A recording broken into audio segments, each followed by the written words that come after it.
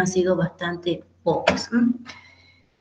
Así que, bueno, hoy vamos a tener una clase de material de alto desgaste, que es algo que se ve muchísimo en la industria. Y quería preguntarles, chicos, antes de que larguemos, si podríamos dar una clase extra el lunes, así damos tranquilo entre lunes y martes y terminamos todos los temas, para que el jueves tengan la práctica y ya terminar la materia. Yo quiero darles una parte de análisis de falla, pero también quiero buscarles algunos ejemplos, cosas que hemos trabajado nosotros y otras que aparecen, y bueno, no tengo todo el material acá, así que me tengo que ir a buscar las cosas a la facultad, pero bueno, ya con eso podríamos dar la clase. Yo decía el lunes a las 11, que creo que pueden todos, para poder terminar tranquilos. ¿Qué les parece? ¿Podrán el lunes a las 11 que nos juntemos un ratito a hacer una clase extra? Sería 1 hora y media más o menos.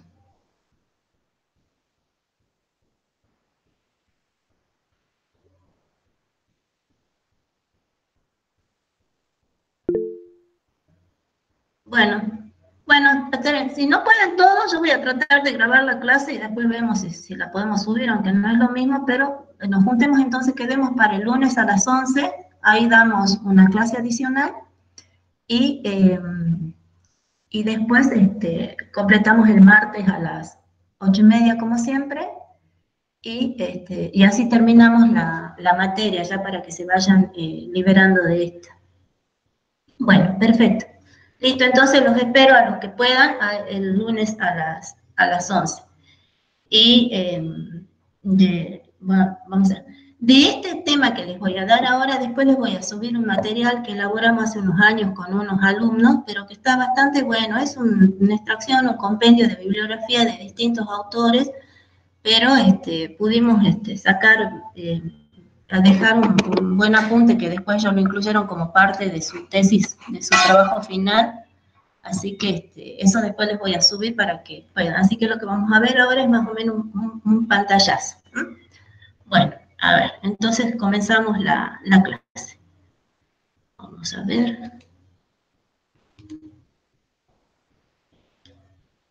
Bueno.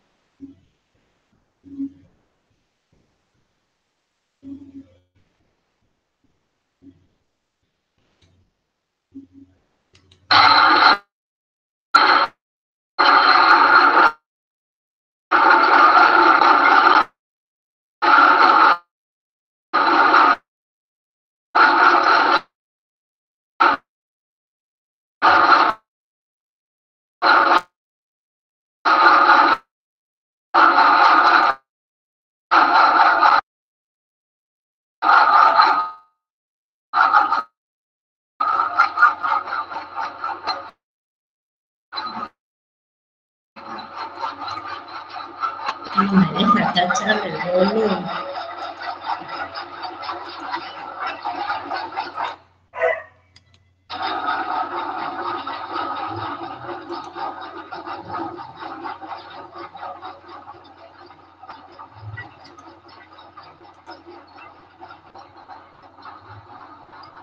¿Sale el video, chicos? Porque a mí me sale como que no sube todavía. No sé, profe. Ahí está presentando.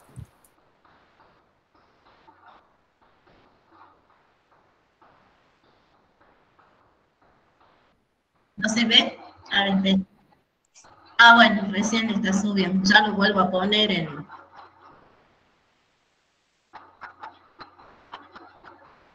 Ya lo vuelvo a poner al inicio. Avísenme cuando salga. Porque a mí no me sale nada. Se está viendo, ingeniera. Ahora lo voy a volver a subir.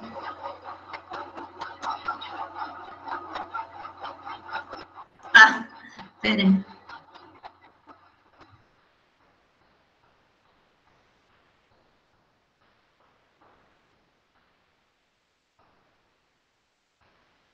Esperen un poquito, a ver, vamos a parar esto.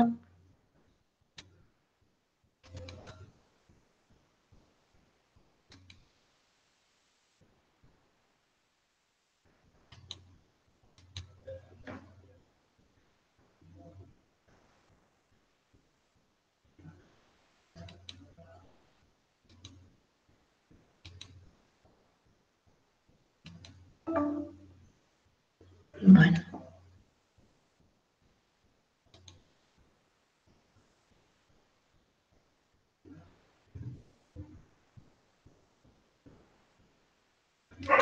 Bueno, esperen, que ahora no me deja.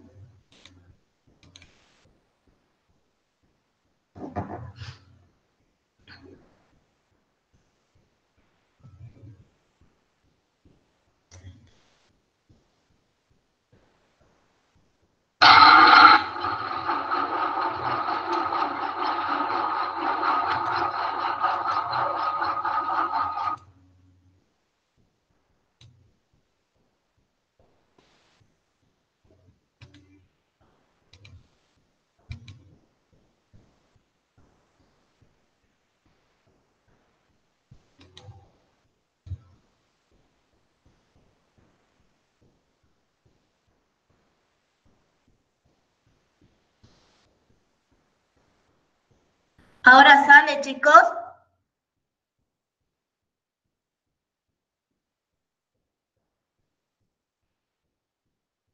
No, profe.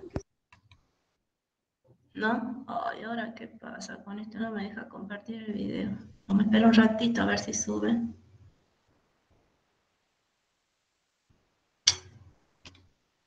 Bueno, porque este es uno de los más...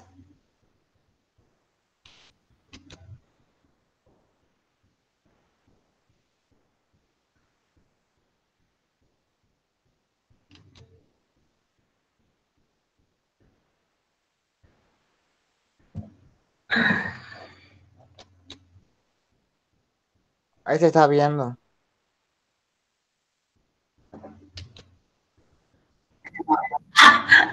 Justo lo cerré.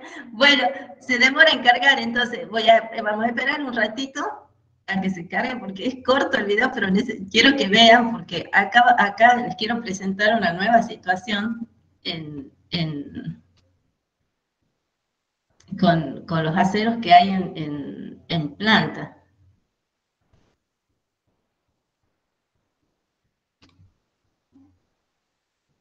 Si no me deja.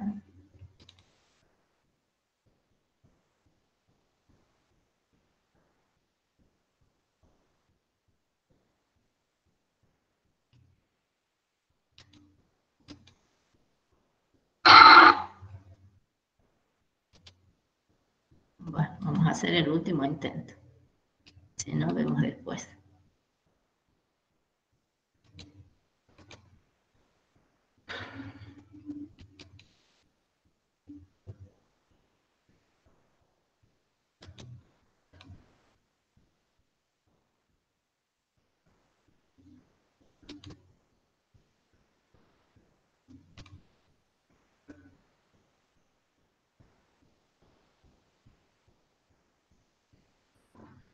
Ni me dice si está presentando.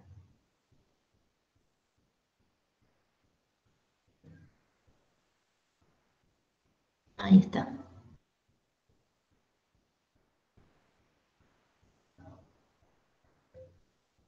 Ahora sí.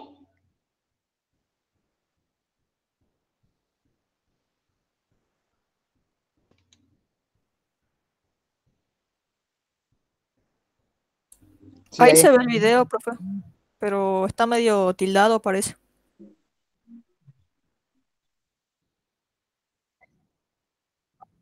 Bien.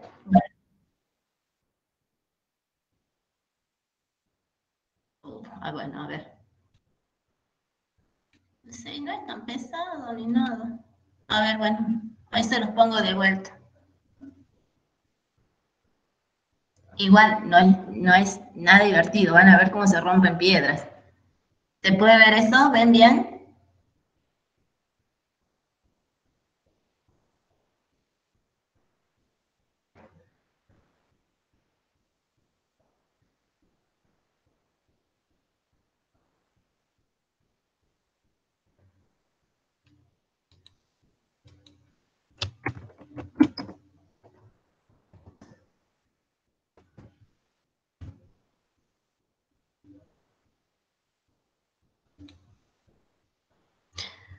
Chicos, ¿pueden ver algo? Sí, profe, sí se ve. Sí se Sí, está sí bien. se ve, profe. Sí, sí se está viendo el ¿Se ve? video. ¿Se ve? Bueno, listo. Si les pongo el volumen, es solamente el ruido de las piedras. Yo se lo voy a poner un ratito para que ustedes vean el ruido que hace esto, pero ya charlamos.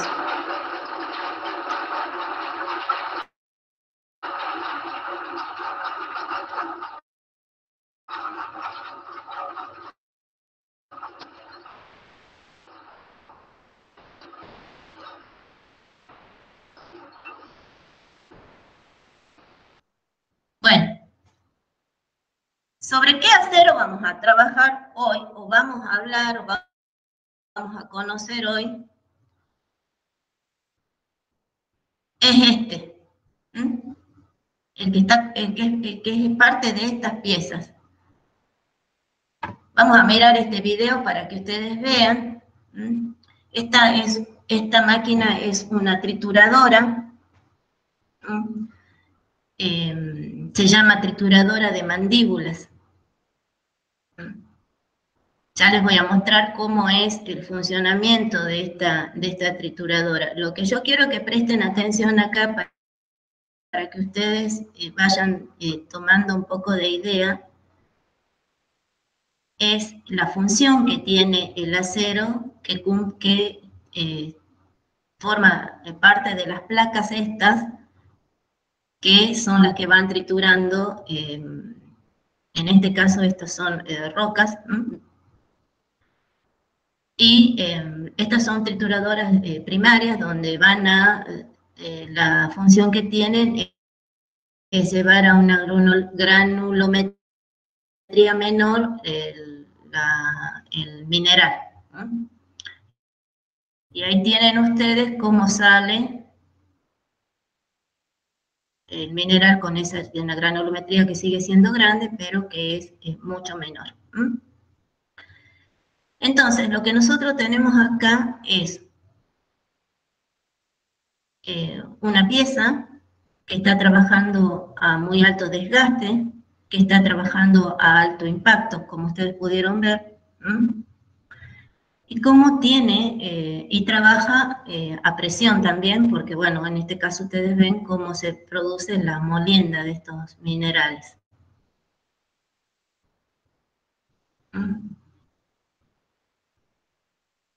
Bueno, y tienen toda la instalación con las cintas transportadoras que va a llevar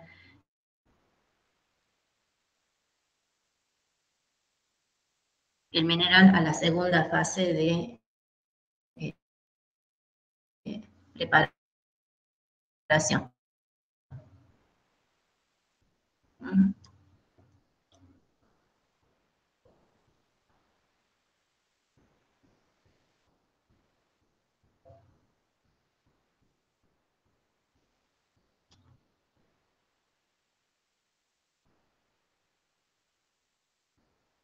Bueno, les pongo este video para que ustedes de alguna manera visualicen el tipo de servicio al que está expuesto este material. Ustedes fíjense cómo la molienda, o sea, este material sufre impacto, porque estas piedras van impactando, van a sufrir erosión, porque las piedras van friccionando, por decir de alguna manera, el mismo material. Y tienen que ser resistentes. Ustedes miren el tamaño de esta piedra y la tienen que llegar a moler. Entonces, operan con mucha fuerza. Bueno, les voy a mostrar ahora cuál es el principio de funcionamiento, mejor aún de cómo trabaja, en este caso, esta trituradora.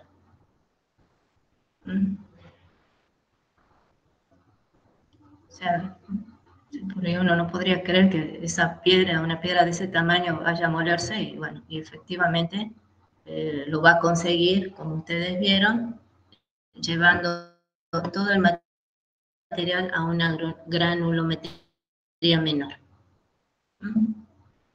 Bien. Bueno, vamos a ver entonces ahora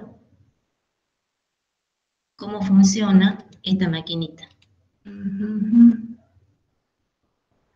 Esta.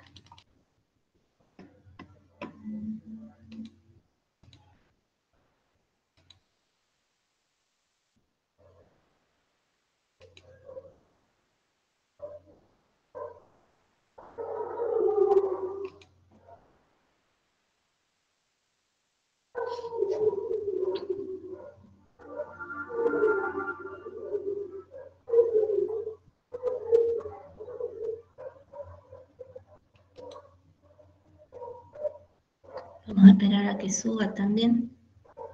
No sé por qué no está subiendo rápido esto.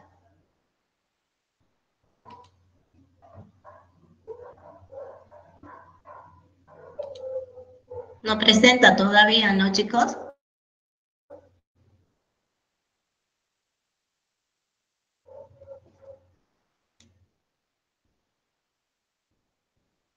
No sé por qué.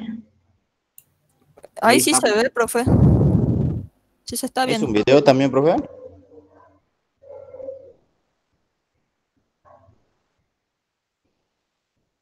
Ahí está.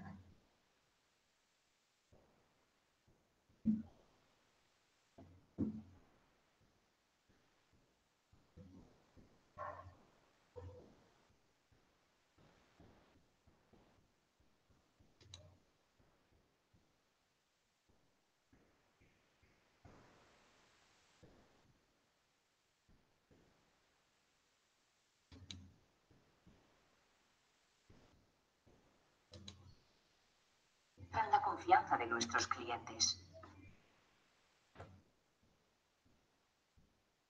Su superioridad se debe a las dos. Bueno, vamos a mirar un poquito hasta que a donde muestran el mecanismo de funcionamiento. Mandíbulas para satisfacer cualquier exigencia en cuanto al tamaño, el tipo de material y el tipo de aplicación.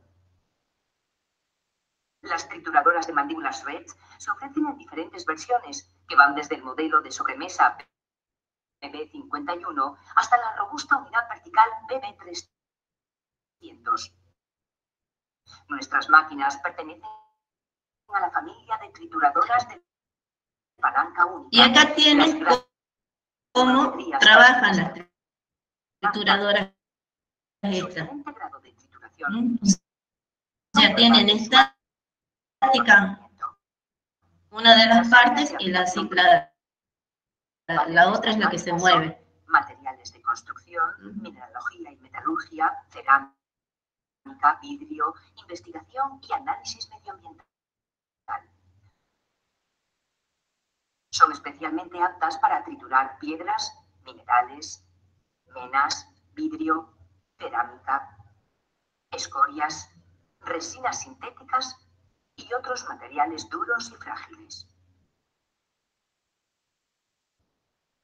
Según el modelo, pueden alcanzar como un material alimentado de hasta 150 milímetros granulometrías menores de medio milímetro.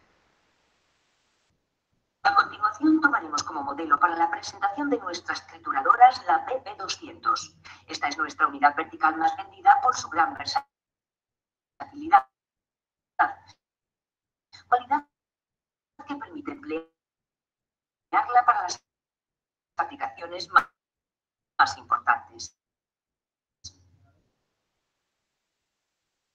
Después de poner la máquina en marcha, la abertura de salida es ajustada con ayuda de un indicador analógico y una escala. Esto garantiza una trituración óptima al tamaño deseado. El material es introducido por la tolva antirrebote y cae en la cámara de trituración, la cual se realiza en el área entre el brazo fijo y el brazo triturador, movido por el eje excéntrico. Este es accionado por un robusto motor freno a través de correas trapezoidales.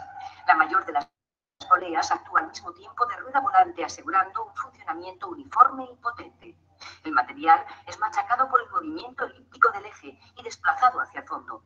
Apenas alcanza un tamaño menor al de la abertura de salida, cae en un recipiente colector de quita y pon. Nuestras trituradoras han sido desarrolladas aplicando métodos de avanzadísima tecnología para garantizar un rendimiento excelente. Gracias al movimiento excéntrico optimizado y a la geometría especial de la cámara de trituración, la PB200 alcanza granulometrías mucho más finas que otras trituradoras tradicionales. La cámara de trituración es hermética, para eliminar de manera ecológica una conexión para aspiradora. Esto no afectará al resultado de la trituración. En las trituradoras de alta calidad se presentan tarde o temprano señales de desgaste en las mandíbulas. Con el tiempo, la distancia ajustada entre las mandíbulas se va haciendo cada vez mayor, de trituración reproducibles. En las trituradoras de mandíbulas tradicionales, era posible compensar las señales de desgaste y afecta la reproductibilidad de los resultados. Pueden ajustarse de forma continua, compensando así el desgaste de las mandíbulas. Las trituradoras ofrecen máximo con la luz.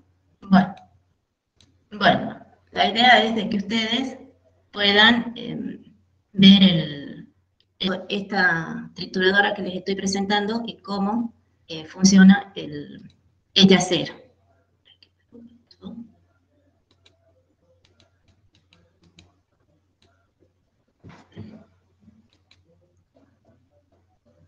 Con esto, cierra el video todo y no deja de presentar. ¿Ustedes siguen viendo algo o soy solo yo la que tiene la... Ahora, pregunto, ya que estamos poco, vamos a poder conversar un poco más. Las placas estas que son las que tienen la función de triturar el material, ¿qué opinan? Dentro de lo que usted conoce. A ver, jueguense con algo. Estamos aprendiendo, así que no hace falta, no importa si no le pegan.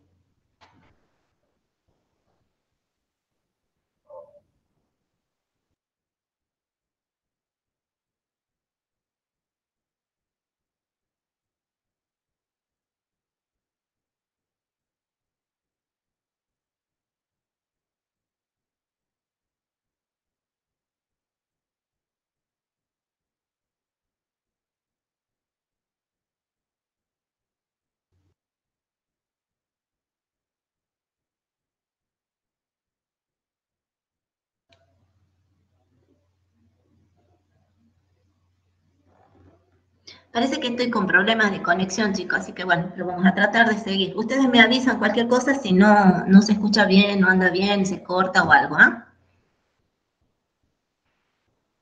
Bueno, les preguntaba, dentro de lo que ustedes conocen, ¿de qué hacemos esto? ¿De qué acero podemos hacer esto?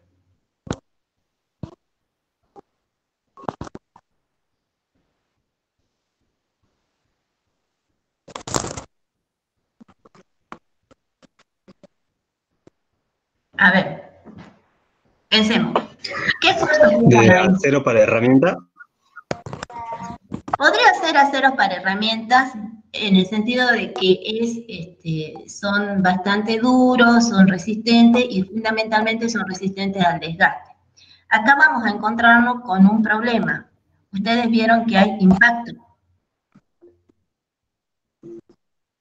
Algo parecido al acero para herramientas, sí. Bueno, en realidad vamos a poner un acero. A ver, Agustina Pérez, ¿por qué me decís acero al manganeso? Está bien tu respuesta, pero ¿a qué te referís?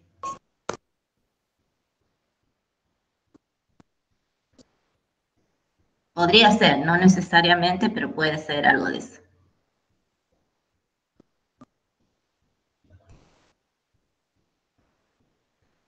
Okay. No sé qué querés decir con... Chicos, contesten, no se pongan tímidos. Vamos, estamos hablando, están aprendiendo. Por la aleación, sí, algo de aliado acá va a ver que vamos a tener que tener. A ver, los esfuerzos que ustedes vieron, ¿qué son? Bueno, primero hay presión, o sea, nosotros hay fuerzas. Después nosotros tenemos impacto. Ustedes vieron que las piedras caen e impactan. ¿Sí? O sea, son dos cosas que nos van a complicar bastante necesita trabajar a alta presión, alta tensión, porque bueno, necesita romper esas piedras que ustedes vieron. Si nosotros ponemos un acero para herramienta, primero que es un acero muy caro, muy caro, el acero para herramienta por ahí no está preparado para impacto de este tipo. Podríamos ponerlo, pero son aceros de alto costo, habría que hacer un buen estudio, a ver dentro de grupos de herramienta, a ver cuál puede ser, cómo se fabrican, cómo viene la presentación. Digamos que nos complicaríamos un poco con ese acero. Si elegimos uno de construcción mecánica, que son los que ustedes conocen, que son aliados, que pueden, y ahí también nos encontramos con alguna cosa. Generalmente construcción mecánica no están tan preparados para el impacto. Son de los grupos que ustedes han visto los que más resistencia tienen. Si nos parásemos ahí, bueno, no, por ahí tendría que ir alguna elección. Pero en este caso, no son aceros adecuados para lo que vamos a ver. Hay muchas, sobre todo en todo lo que es la industria minera, muchos procesos donde el material del equipo se ve sometido a alta carga y a alto impacto. Y ahí entramos en toda una situación de compromiso muy brava, porque nosotros necesitamos que el acero sea duro, pero que no sea frágil, porque si nosotros lo impactamos a ese nivel, se nos puede fracturar, como ya sabemos que tiene el comportamiento frágil. Entonces, bueno, ahí se ha planteado toda un desarrollo de materiales, que es un grupo especial de aceros que se conocen como aceros de alto desgaste, ¿sí? No son relativos, no son nuevos, ya tienen su tiempo, pero bueno, a medida que va pasando el tiempo, lo que se va encontrando es mejor calidad. Se basan por ahí en los principios originales, uno de ellos se basa en todos los principios que ya hemos visto, pero que son aceros que pueden soportar en forma conjunta presión e impacto con mayor durabilidad que lo que serían los aceros que ustedes vienen viendo, ¿sí? Entonces, ¿qué es lo que pasa? Que, como les digo, hay muchos procesos donde el material tiene esta condición. Entonces, que son condiciones donde el material está sometido a alto desgaste y, por lo tanto, tiene hay que buscar alguna solución.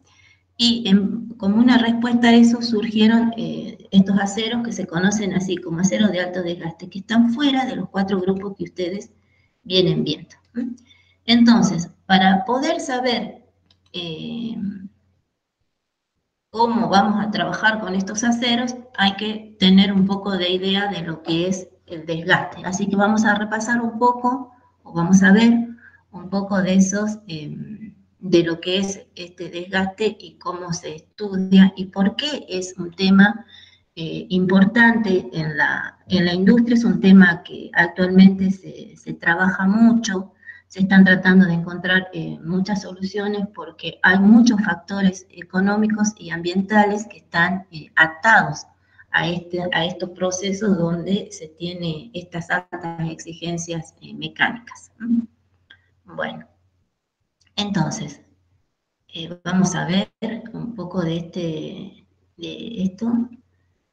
Entonces vamos a empezar definiendo qué es el desgaste, ¿sí? El desgaste no es nada más que la pérdida de masa de la superficie de un material. Acuérdense que siempre que hay desgaste, nosotros bien implicado pérdida de masa.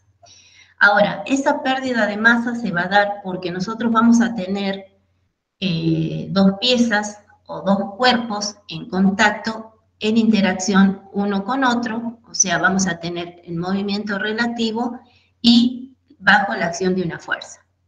Ese movimiento relativo puede ser que una pieza esté quieta y la otra se mueva, como lo que recién vimos nosotros acá, donde estaba quieta por ahí una de las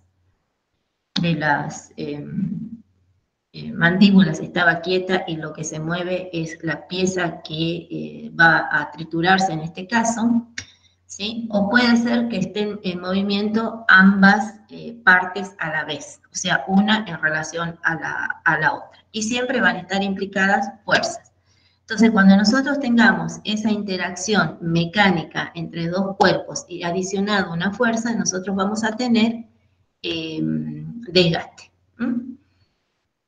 Entonces, como les decía, va a ser la eliminación del material, de la superficie, cuando se tienen determinadas condiciones de trabajo.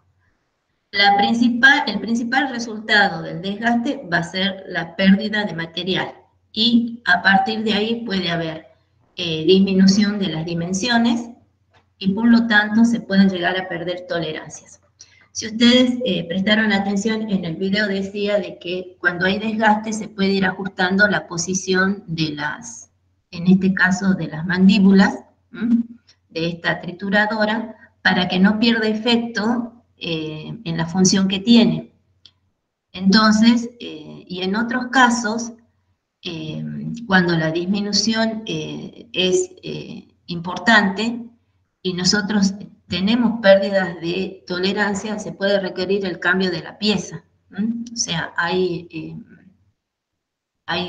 varias, hay por ejemplo, si un eje va perdiendo dimensión en el apoyo que tiene en el ensamble con la pieza a la que le está transmitiendo movimiento, bueno, ese movimiento ya no va a ser correcto. Probablemente entre en hacer algo elíptico, lo que le va a quitar centro a la rotación que tiene que hacer esa pieza, y eso puede llevar a que la pieza trabaje mal y haya inconvenientes e incluso rotura. Entonces, en algunos casos, el control dimensional es muy importante, entonces el desgaste tiene que ser tenido en cuenta y estar en algunos casos medido y controlado. Entonces, pero hay que conocer cuáles son las piezas estas que nos producen desgaste, ¿sí? Y este mecanismo de donde las piezas se rozan, diríamos, uno con otra, provocando esta pérdida de material, es uno de los elementos de degradación más importantes que tienen los equipos industriales. Entonces, hay que prestar atención. Bueno, acá yo les puse para que ustedes vean y tengan algún ejemplo, digamos, de lo que sería desgaste en algunas situaciones comunes, como por ejemplo esta pala. Esta pala siempre va a estar rozando el material, y eso va a ir produciendo que esta pieza se desgaste. Entonces, puede requerir la reparación o el cambio de la pieza. Bueno, este es un eje estriado, donde también seguramente va a estar ensamblado con, como les decía, alguna otra parte de equipo donde transmite movimiento, y ustedes pueden ver en todas estas puntas cómo ese desgaste ha hecho que pierda parte de la superficie, en este caso de los dientes de la estría.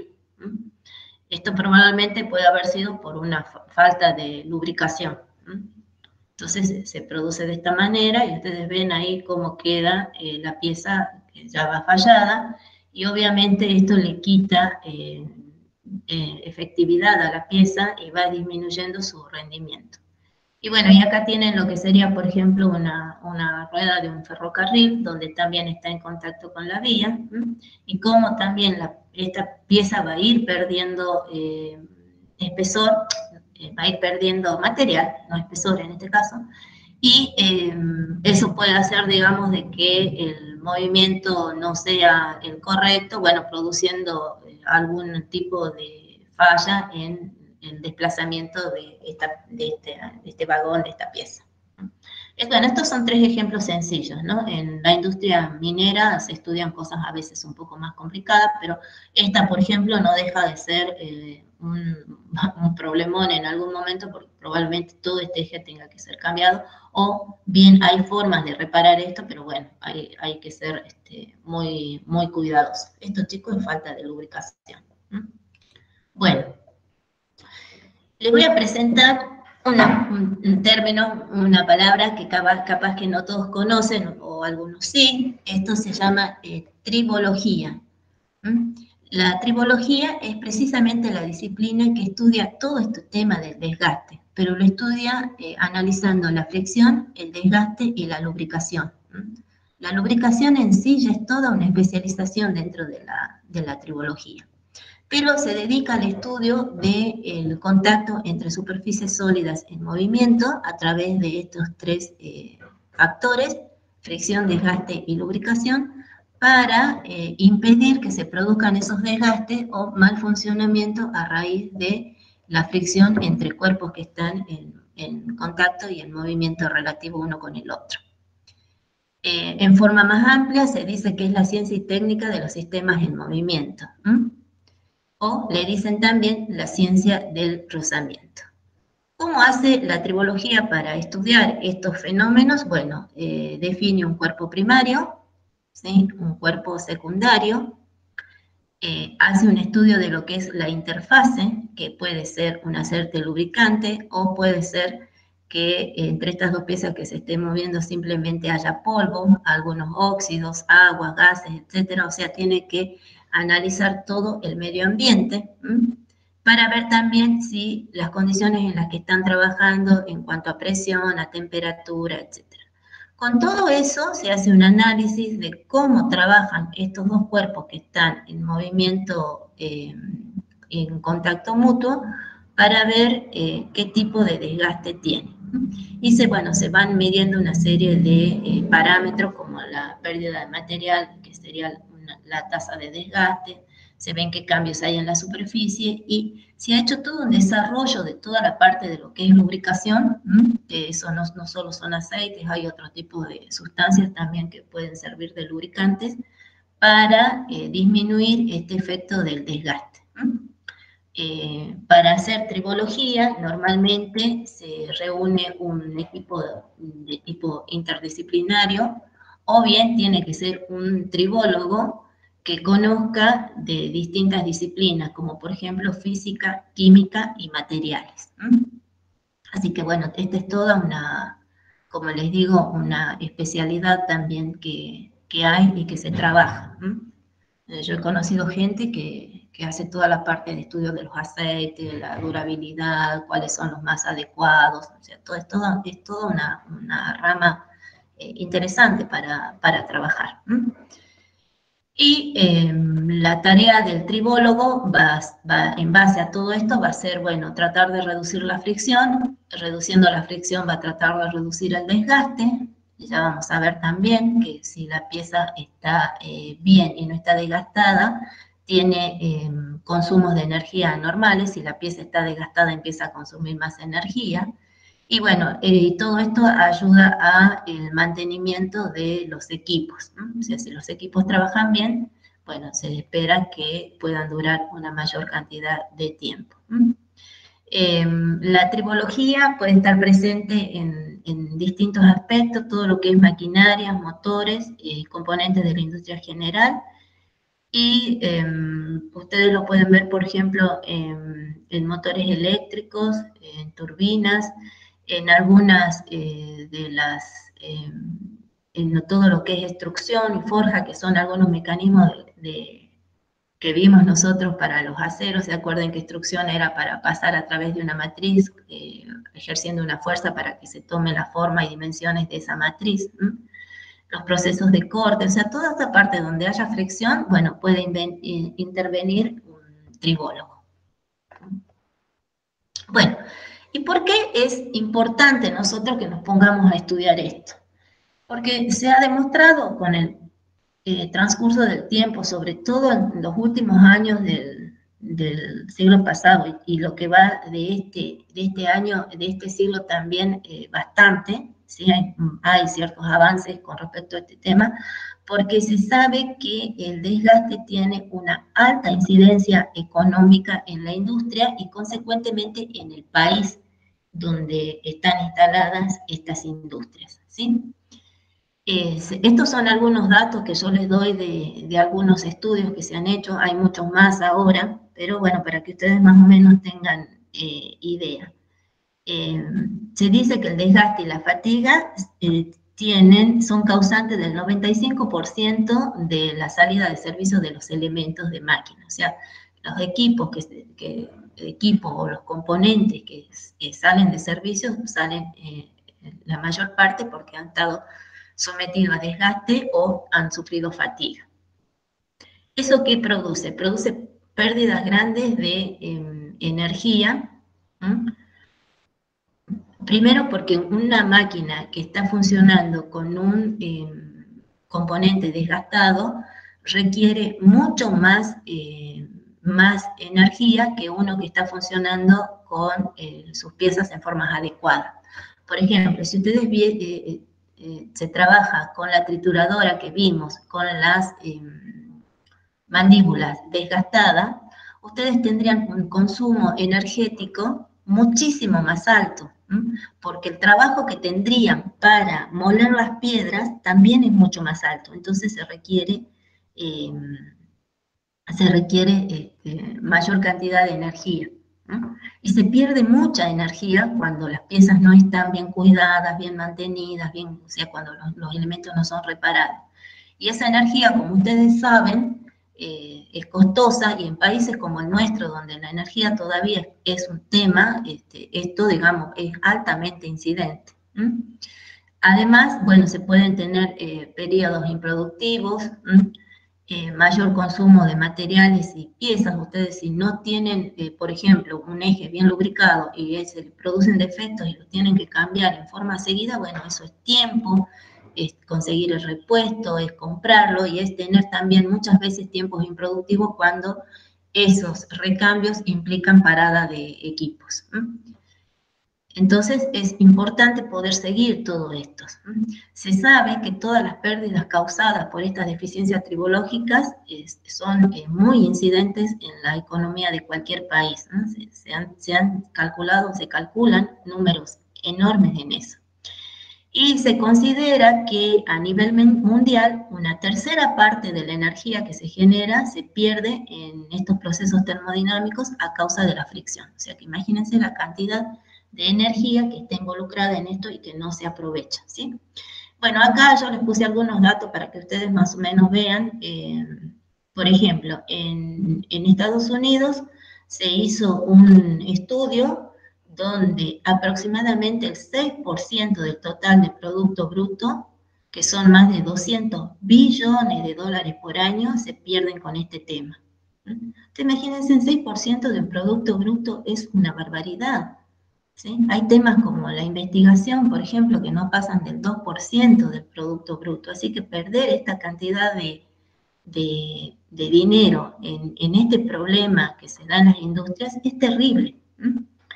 Y bueno, no hay muchos datos. Acá en Argentina no tenemos hecho ningún estudio por estas pérdidas por desgaste, pero sí hay algunas hechas en Brasil, por ejemplo, que están un poco más abocados a esto. Estos dos que yo les pongo son, bueno, uno un poco más viejo, del año 91 ya, que ya se venían haciendo, y se los puse en esto porque acá está en dólares el precio para que ustedes puedan ver, a pesar de que es un dato viejo, pero, por ejemplo, en ese año se hicieron cálculos que se perdieron 13.000 millones de dólares al año. O sea, es muchísimo dinero. Y en el dato que sigue, que es del año del 2008, ya habla de 29 a 174 mil millones de reales por año, ¿sí?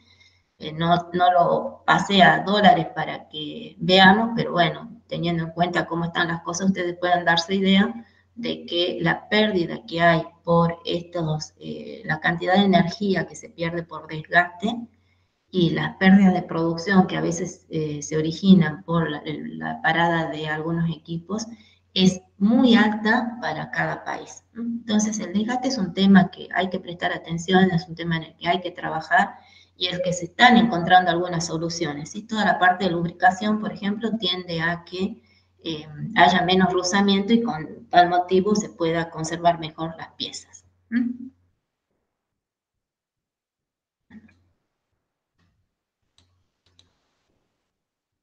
Bueno, acá tienen también algunos datos.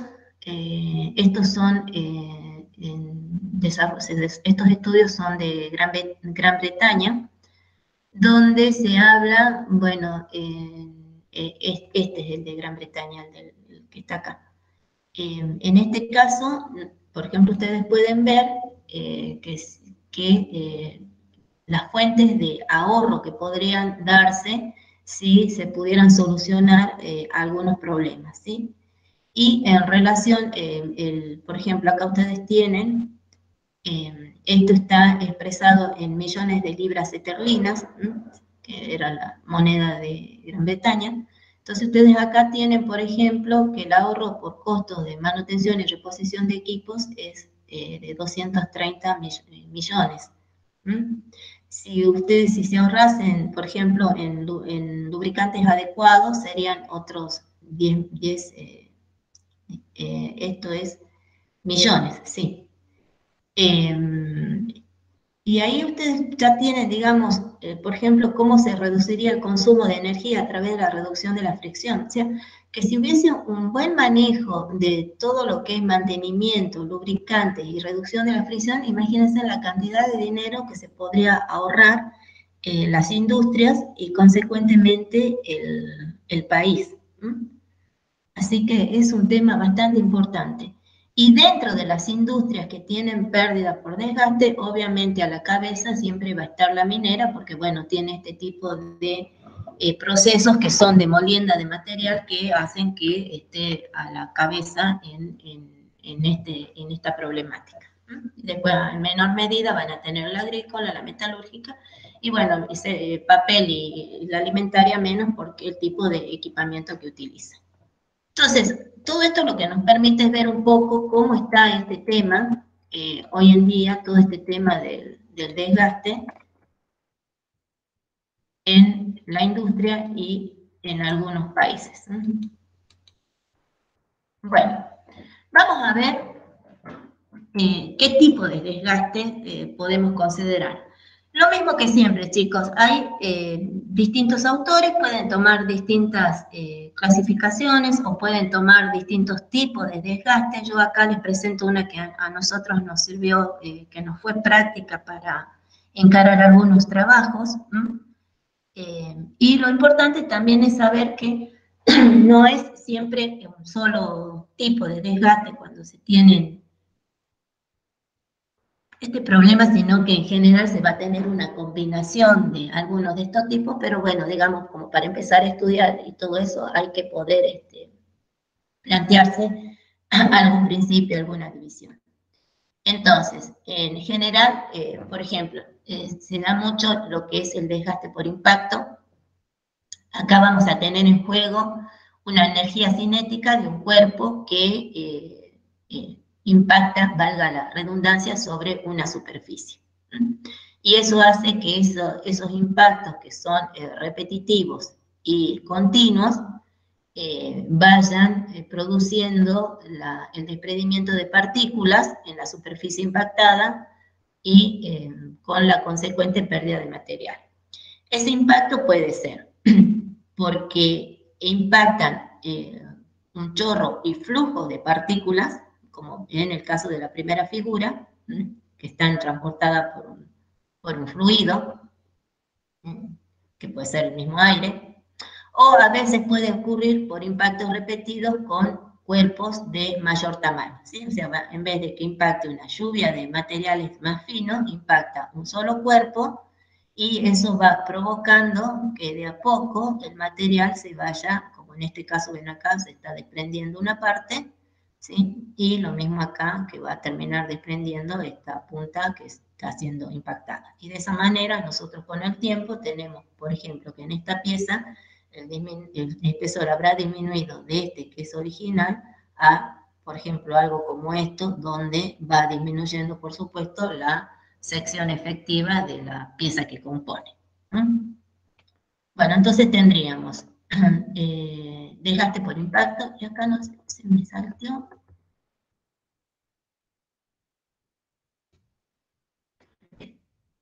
Desgaste por impacto.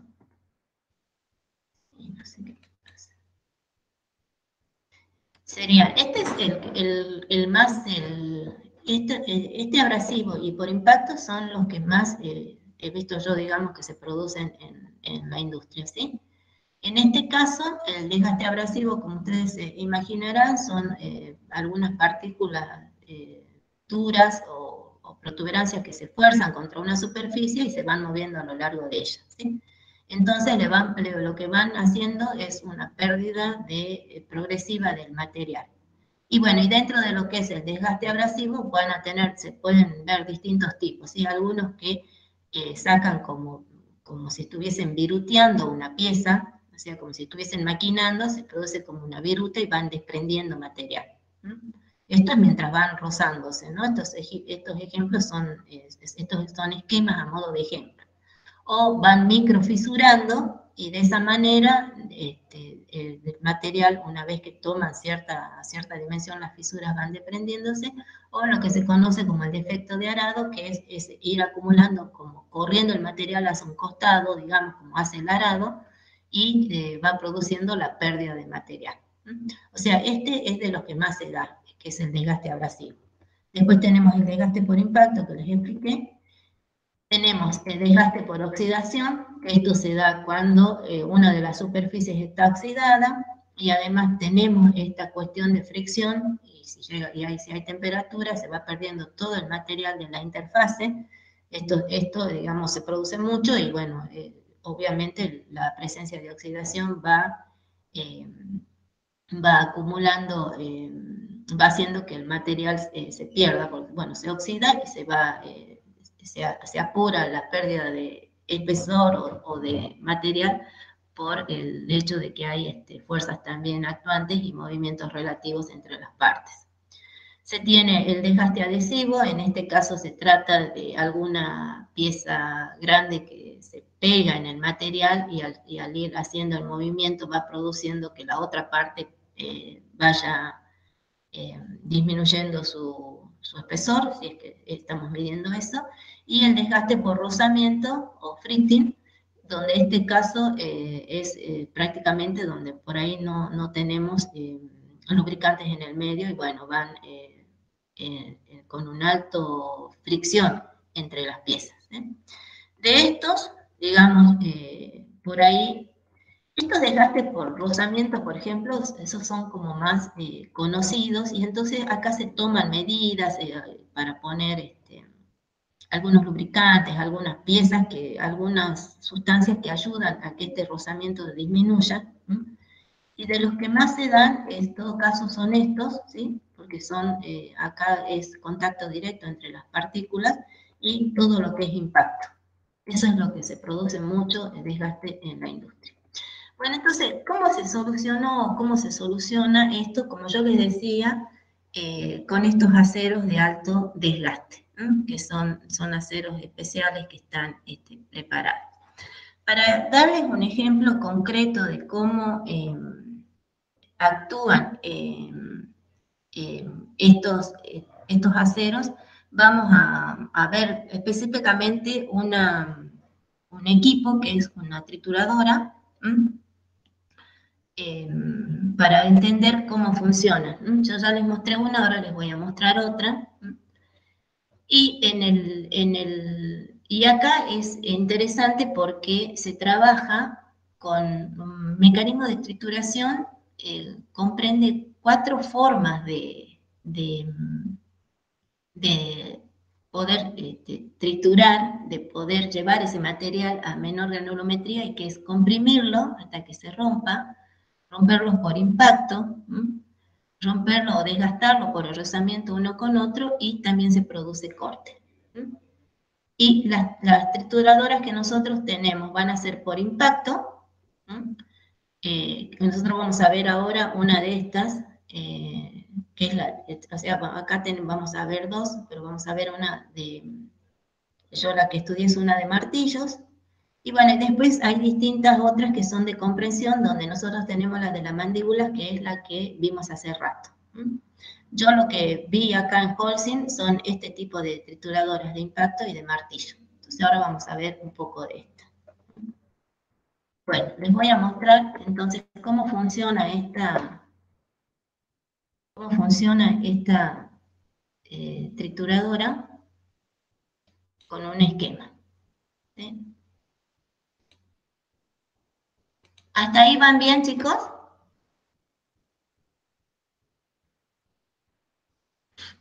Un poco la clase esta es para mostrarle, digamos, cómo se estudia el desgaste y mostrarle piezas que sufren ese desgaste más que nada. Así que vamos a mirar un poco este.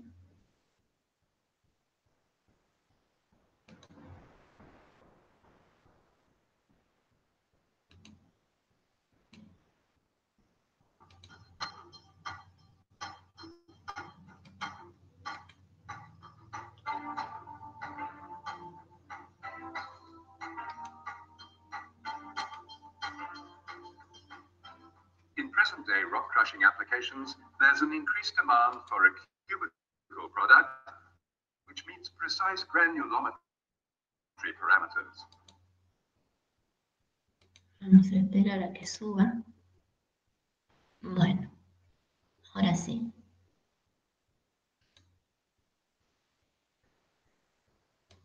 Estas son de una marca, de una trituradora, pero es una marca que es esta, que la usan mucho en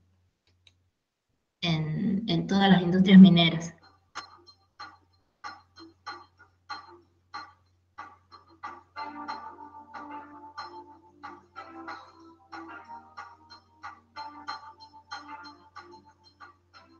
In present-day rock crushing applications, there's an increased demand for a cubical product which meets precise granulometry parameters. In order to achieve such a target, Hatzemark employs pioneering measuring and control technology. An extensive analysis and testing program has led to the development of an impactor design in which a hydraulic impact apron adjustment system interacts with Bueno, ahí intelligent tienen electronic control. cómo es el principio de funcionamiento, o sea, entra la roca, sí, va golpeando contra las placas y los martillos, ya lo vemos. Tiene un rotor, donde están los martillos. The Hatzemark design offers additionally hydraulic impact apron adjustment Y tiene unas placas control elements adicionales que se puedan regular rotor speed. con un ángulo regulable. This unrivaled technology offers the further advantage that the impact aprons immediately retract on entry of uncrushable Y tienen un efecto retráctil cuando impactan. and then return automatically and just as quickly to their preset positions. Sure protection for all mechanical components and an ideal facility for gap setting and rotor speed regulation. What happens with different gap settings? If one follows the route of a rock from its entry into the impactor, past the blow bars and impact aprons through to the outlet, it becomes clear that different gap settings result in differing deflection frequencies and thus Dice que si pueden acomodar el gap, que le llaman, que vendría el ángulo, pueden acomodar también cómo impactan las rocas. a large gap more coarse material. The granulometry of the material is greatly influenced by the rotor tip speed as well as the gap setting. A high rotor speed means a higher percentage of finer material and less coarse material.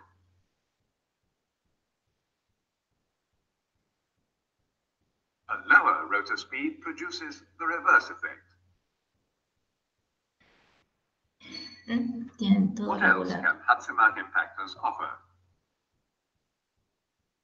Hatzemark impactors have the advantage of intelligent electronics to control all variable parameters, such as gap settings, rotor tip speed, and even the mode of impact apron retraction. Dice que con esto pueden controlar el gap, que es como la apertura que tienen las placas, y la velocidad del rotor. As well as the normal speed regulation of the rotor, hydraulic adjustment of the impact apron gaps serves to implement the control commands. The resultant advantages are quick and easy gap adjustment, impact apron retraction according to feed material characteristics, controlled retraction on entry of tramp metal. A distinctive feature offered by Hatzemat is the programming of the control unit, the creation of so-called recipes. The parameters fed into the computer for the specific feed material and the desired product can be called up as a recipe, affecting the appropriate impactor settings. Incorporation of an automatic grain particle analyzer into this system permits comparison of set and actual values, followed by automatic adjustment during operation. Consequently, eso es lo que me interesa que vean, digamos, cómo trabajan a impacto, y en este caso tienen ustedes tanto el impacto, que era por una pieza grande, como el que es por un flujo de partículas. Entonces, bueno, me interesa que vean esto, ven cómo trabajan, o sea, estos están sometidos a altos impactos, y a la vez tienen que ser resistentes porque necesitan mantener cosas como la dimensión y no tener pérdida de material. Y otra cosa que también es importante, aunque por ahí es decir un poco de más, es importante también que sea el tipo de material que no las placas ni los martillos, en este caso, que son los que están moliendo, pierdan materiales, porque cuando se desprenden, esos se pueden ir también al circuito y perjudicar a todo, como se dice, todo lo que queda aguas abajo, ¿no? En el proceso de producción. Bueno, entonces vamos a ver ahora vieron cómo funciona la máquina, ¿sí? Y vamos a ver si podemos ver un poquito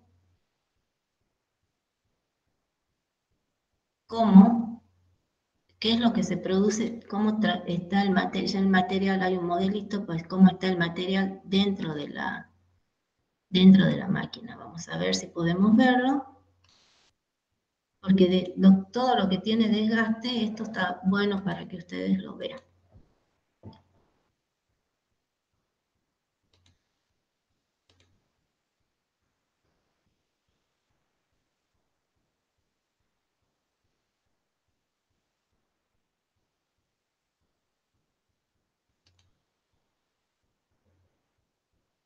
Bueno, este no tiene volumen, así que, y es cortito.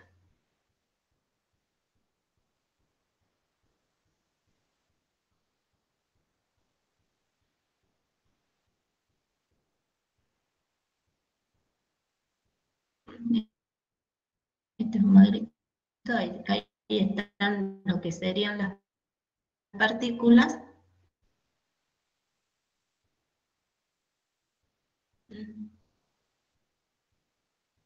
Cómo van impactando con los martillos, que son estos, y las placas, que es lo que ustedes vieron.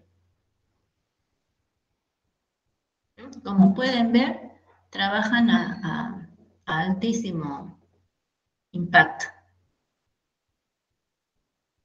Bueno, más o menos quería mostrar lo que es el modelo, y acá está ya un poco real cómo el material se proyecta sobre tanto martillos como placas. Que es como se producen las trituraciones en la industria minera. Bueno, más o menos.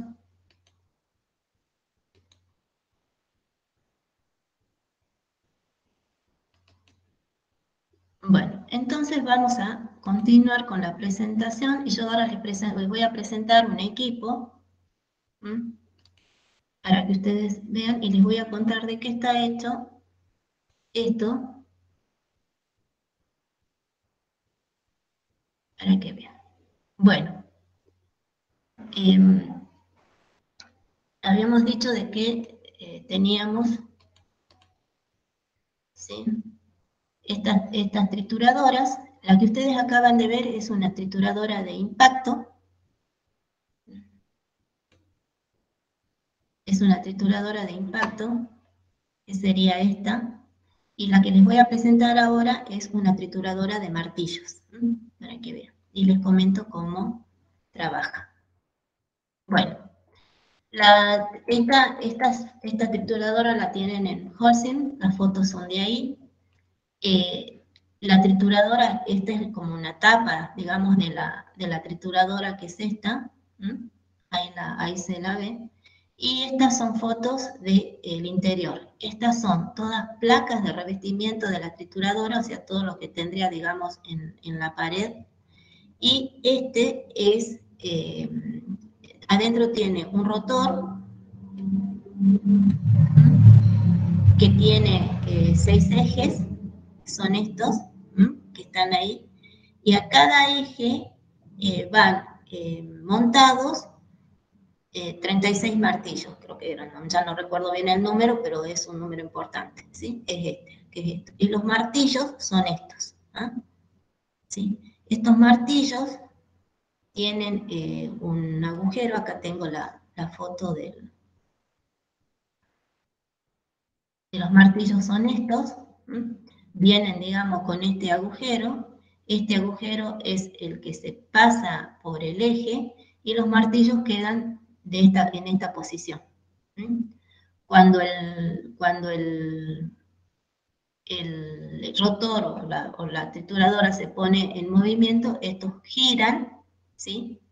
Y cuando giran, el material que va entrando lo van golpeando y van haciendo la trituración para tener una menor granulometría. Entonces ven acá, se ponen todos en filas y bueno, y estos giran alrededor del eje y el material va entrando y lo van moliendo. Entonces golpean fundamentalmente con los ladrillos y de rebote pueden golpear con las placas, pero el mayor trabajo lo producen estos martillos. Bueno, la forma original del martillo es la que ustedes ven, en el que estos tenían alrededor de 35 centímetros más o menos de longitud. El calibre lo tienen para que ustedes tengan noción del tamaño del martillo. Este es uno nuevo, ven que tiene una forma bastante rectangular. Y la parte del martillo que trabaja es esta. Esta es más la zona de agarre o de montaje. La zona que trabaja es esta. Y si ustedes entran a ver acá ya, fíjense que acá ya los tienen todas las formas redondeadas. Ven ahí cómo todos los martillos van quedando. Acá ven que va quedando con una forma redondeada, eso es porque se van desgastando. Y en algunas zonas, como por ejemplo acá, ustedes pueden ver que ya han perdido bastante material, de manera que están mucho más cortitos, o sea, han perdido longitud. Eso se ve bien en esta foto, donde ustedes pueden ver cómo este martillo perdió tanto material que ya tiene una diferencia apreciable de longitud con los otros martillos. Y ni hablar si comparamos todos con el original. Ahora, entonces, ¿qué material ponemos acá que tiene que ser resistente, que tiene que aguantar el impacto? Porque ahí se nos contradicen todo lo que veníamos viendo. Nosotros habíamos visto que lo ideal, nosotros habíamos visto que tenemos dos tipos de comportamiento. Nosotros teníamos un comportamiento que era dúctil, donde el material es más blando y se puede bancar mejor un impacto porque se va a deformar, se va a romper con deformación, o sea, se puede deformar y no romperse. Y teníamos otro que era más bien de tipo frágil, donde ante un fuerte impacto, o sea, de alto valor, estos podían romperse prácticamente sin deformarse. Entonces, pero ahora resulta que nosotros necesitamos un material que sea resistente, como este, pero que se deforme. Y entonces, un poco todo lo que aprendimos hasta acá, un poco se nos cae, digamos, de la estantería, porque ninguno de los dos nos resuelve la problemática que tenemos, que es tener una buena resistencia y tener una alta resistencia mecánica y alta resistencia al impacto a la vez.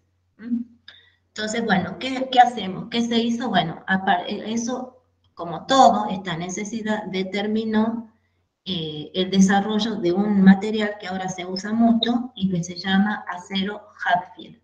¿Mm? Bueno, ¿cuál es el diseño del acero Hatfield? Este acero tiene la particularidad de que tiene muy alto carbono, anda alrededor del 1%, y tiene en su composición química como elemento esencial el manganeso. Pero acá ya el manganeso no va a estar como nosotros lo vimos en los aceros anteriores, que teníamos de 0,9, 1%. Acá el manganeso tiene como rango 12 a 14%, ¿sí? Y actualmente, si bien hay una norma que identifica y clasifica el acero Hatfield, que es la ASTM A128, actualmente nosotros hemos visto que se están comercializando aceros con un contenido de manganeso aún mayor al 14%. Pero la norma, que tiene su tiempo, los clasifica hasta el 14%.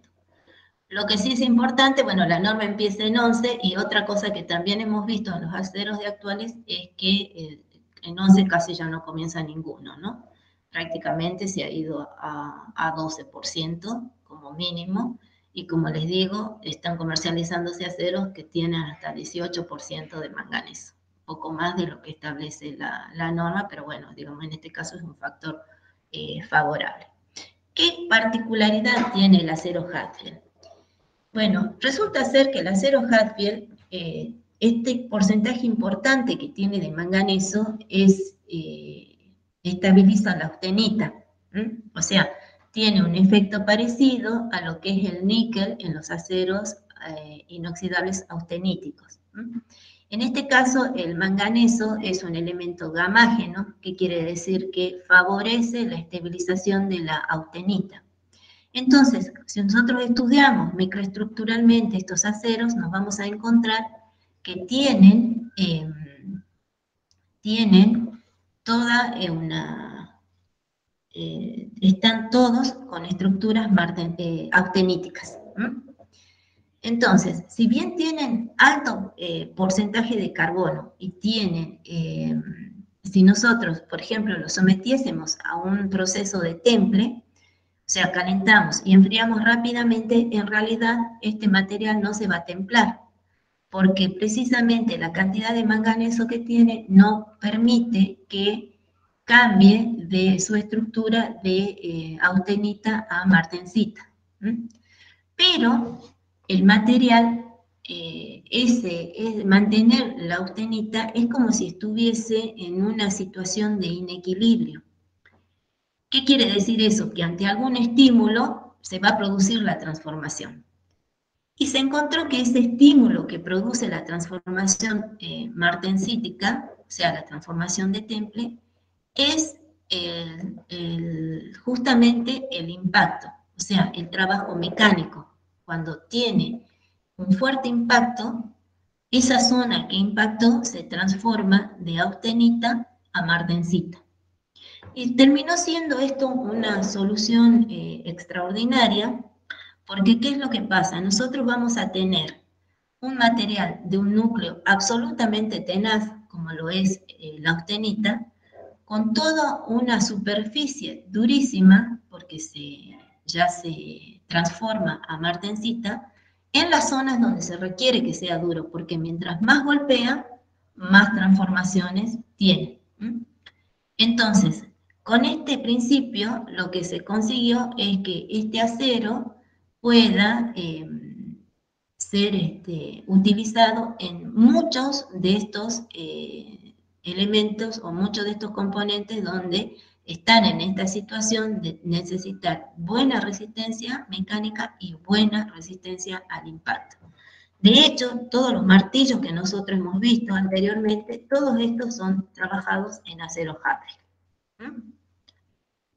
Entonces, a medida que se van golpeando, se va endureciendo. Y la zona que se va endureciendo es esta zona, la que está al frente de lo que sería la zona de agarre o de montaje, y toda esta zona se va endureciendo.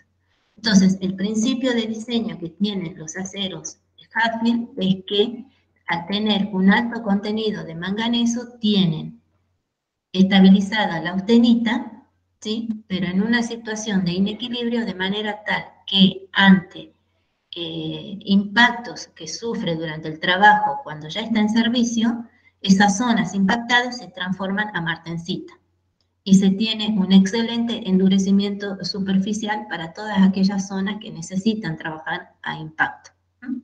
Conservando el núcleo tenaz.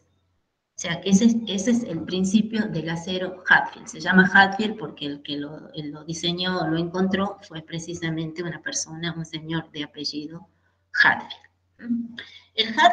Del Hatfield hay muchísima información. Chicos, perdón, ¿les estaba compartiendo el Power o no? Sí, profe. ¿Sí? Sí, se vio. Se me borra un poco acá y no me sale el letrerito de compartir, no sé qué tengo hoy. Pero bueno, entonces eso es el acero ese, ¿no? Entonces encontró ese acero y lo bueno es que da un resultado muy importante. Nosotros estuvimos haciendo el estudio de desgaste de estas piezas porque venían con fallas. Yo les voy a mostrar después porque ahí necesitamos que ustedes vean los ensayos, pero los no destructivos que se hacen, pero nosotros estuvimos haciendo un seguimiento largo a estos aceros y a otra trituradora para poder estudiar un poco este material. ¿Qué es lo que nos pasó a nosotros? Hay mucho, sobre Hatfield hay muchísima información porque hay mucha gente que lo está investigando, hay mucha gente que está, trabajando en este acero. Tal es así que, bueno, este principio que yo les doy, de que queda austenítico y se transforma luego a martensita, digamos, es como lo más básico del material. En estos últimos años se han ido encontrando otras cosas que ayudan a que el material se transforme, pero digamos ya son demasiado específicas y por eso también no se las mencionamos, porque en realidad nos quedamos con esto de que el principio fundamental y más básico que tienen es el de poder transformarse a martensita por energía mecánica y no en el otro caso como lo hacíamos, que calentábamos y enfriábamos rápidamente.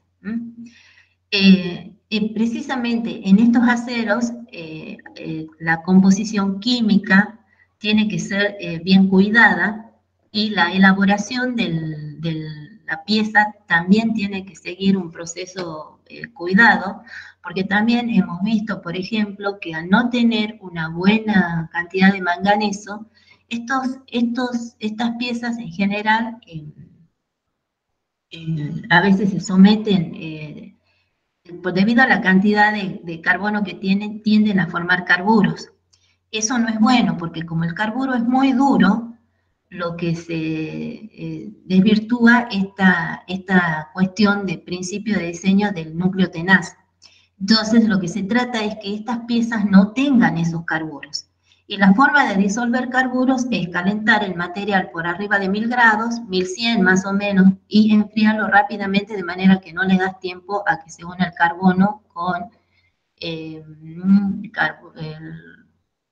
que se forme el carbono con el hierro formando carburos. Ahora, o con otros elementos. Entonces, se hace una disolución de esa forma. Ese tratamiento se llama hipertemple, porque si bien es parecido al temple que se eleva a alta temperatura y se enfría rápidamente, no se busca una martensita, sino se busca disolución de carburos. Entonces, si ustedes escuchan hablar de hipertemple en los aceros, que son Hatfield, son tratamientos que se hacen para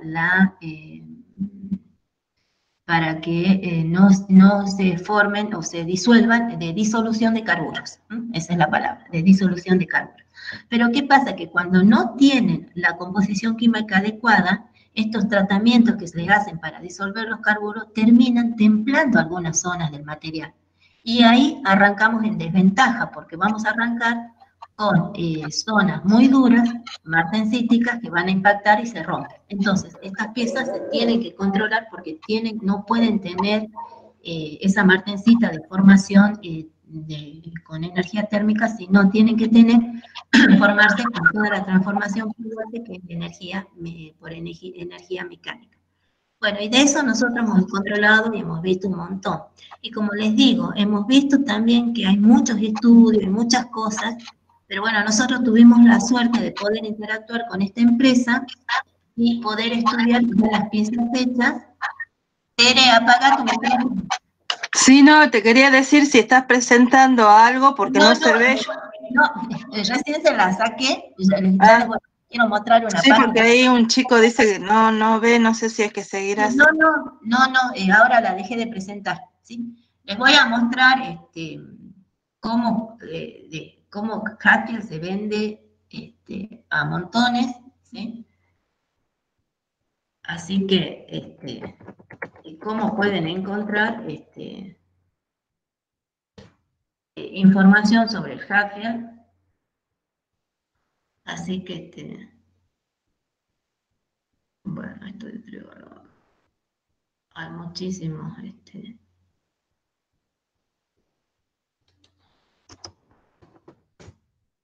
Así que bueno, estos tienen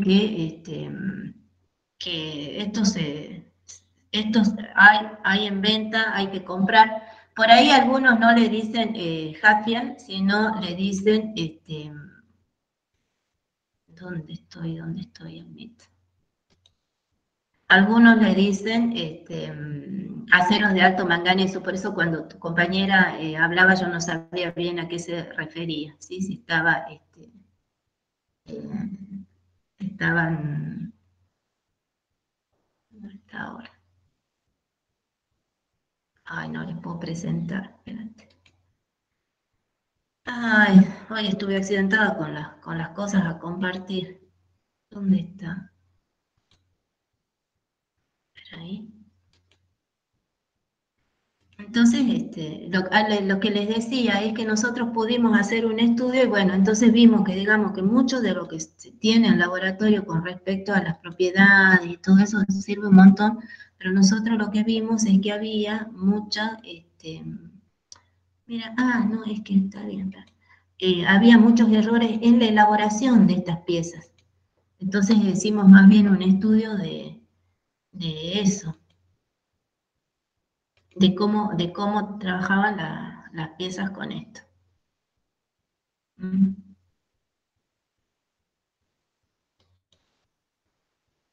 Ahí estamos. Sí, bueno. A ver. Ahí estamos. Fíjense que ustedes tienen, acá lo pueden encontrar, por ejemplo, acero 12% de manganeso. O sea, estos son aceros Hatfield. Catálogo de fabricantes de acero Hatfield de alta calidad. Entonces, normalmente ahí ustedes van a tener la composición química. Vamos a ver si acá no, pero este es algo abajo. Bueno. No, me gusta esta página. Pero bueno, más o menos ustedes tienen cómo se comercializa. Yo lo que quería mostrarles, que se me perdió, tenía uno que estaban con todas las composiciones químicas. De todas maneras, eso está normado, está el internet de terror hoy.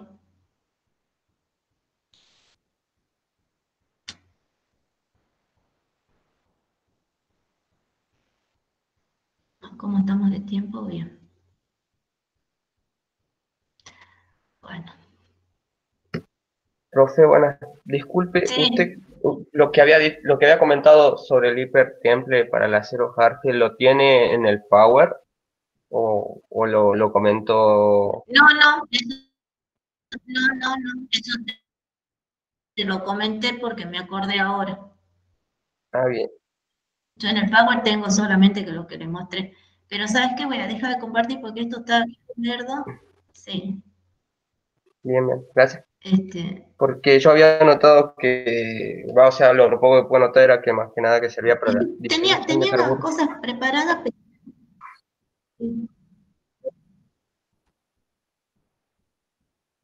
No, claro, disolución.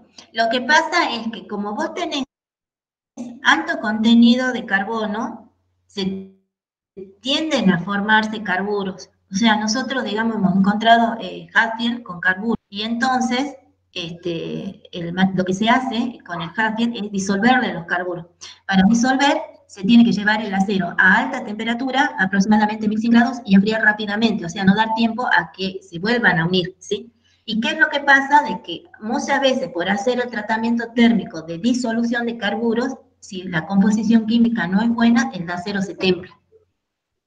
Entonces, vos de partida estás poniendo un acero con defectos para hacer Hatfield, porque el acero Hatfield no querés que esté templado del vamos, y entonces, bueno, ahí no es bueno, porque ya el acero parte con mayor dureza de la que tiene que tener en su inicio. Esas son fallas. Todas esas cosas pasan y nosotros, bueno, nos hemos dedicado bastantes años, hemos estado controlando y haciendo el seguimiento de algunas piezas, así que para poder estudiar este acero en las piezas que ya estaban hechas, ¿no? Bueno, a ver, ahora esperen porque hoy he estado accidentado. Bueno, ese sería un acero que es que es, digamos, que se soluciona muchísimo sobre todo lo que hay impacto, ¿sí?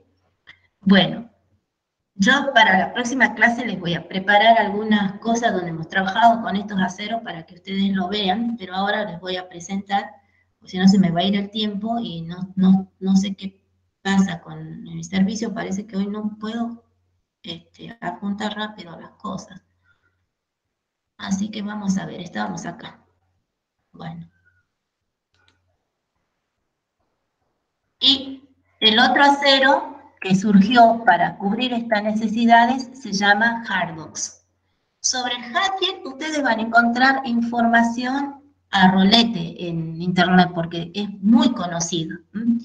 Hardox hay, pero lo que se encuentra en internet es los sitios de los que venden este acero, y entonces ellos les van a dar la composición química, les van a dar una cosa, pero sigue algunos principios que por ahí no los conocen. En general, lo que estos aceros Hardox tienen en su diseño, cosas que nosotros ya conocemos, pero que las hacen con mucho más cuidado.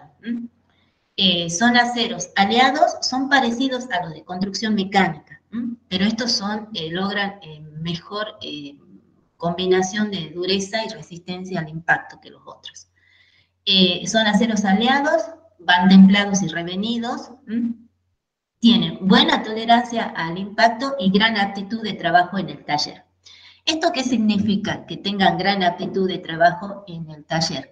En general, los aceros a veces no son maquinables, a veces por la misma dureza o a veces por la forma en que virutean. Este acero sí se puede trabajar en taller, y hay otra cosa que tiene que también se lo puede soldar, con algunas precauciones, pero por eso se lo puede trabajar en taller, se puede maquinar y también se lo puede llegar a soldar.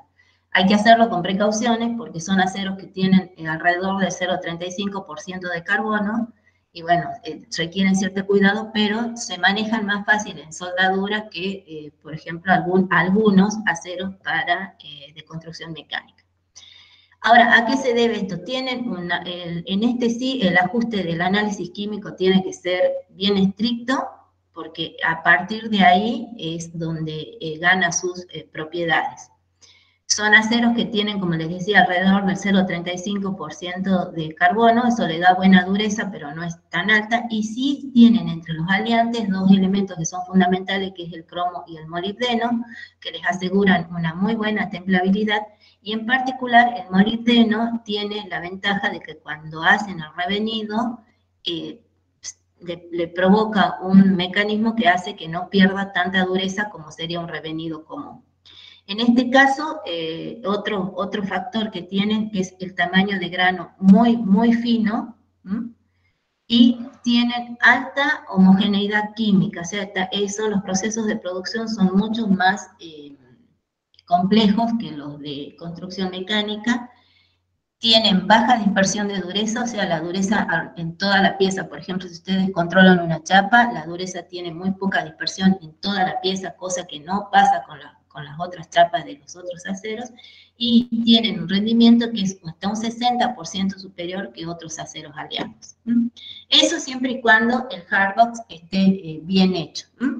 Entonces, de este acero ustedes van a encontrar más que nada las páginas de los que comercializan estos aceros.